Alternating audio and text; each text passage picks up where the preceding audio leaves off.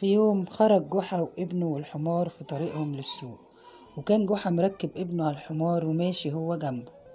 وهم ماشيين مروا على جماعة من الناس، شافوا جحا وهو مركب ابنه الحمار وماشي هو على رجليه، فقالوا ايه الابن العاق ده راكب الحمار وسايب ابوه ماشي على رجليه؟ ايه الولد اللي مش متربي ده؟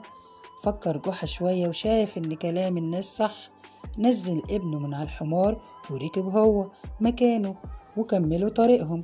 وهم ماشيين مروا على ناس تانيين، أول ما شافوا جحا راكب الحمار وابنه ماشي جنبه قالوا شايفين الراجل اللي ما عندوش إحساس راكب هو على الحمار وسايب ابنه الصغير ماشي على رجليه من غير لا قلب ولا رحم. جحا سمع الكلام ده راح شايل ابنه وركبه قدامه على الحمار، وبقوا الاتنين فوق الحمار. وهم ماشيين مروا على ناس تالتين، الناس شافوا جحا وابنه راكبين على الحمار فقالوا شايفين الراجل المفتري راكب هو وابنه على الحمار المسكين في عز الحر، شايفين ازاي من غير لا رحمة ولا شفقة.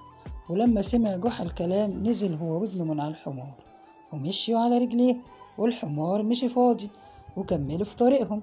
وهم ماشيين عدوا على ناس كانوا واقفين على الطريق، الناس قعدوا يضحكوا عليه ويقولوا ايه الراجل العبيط ده ماشي هو وابنه على رجليهم وسايبين الحمار ماشي فاضي، ده بدل ما يركبوا عليه. سمع جحا الكلام وهو متضايق، راح شايل الحمار على راسه هو وابنه. ولما وصل السوق الناس شافوا المنظر قعدوا يضحكوا عليه ويقولوا شايفين الراجل المجنون شايلوا الحمار هو وابنه على دماغهم. جحا اتجنن يا بلد، جحا اتجنن يا بلد.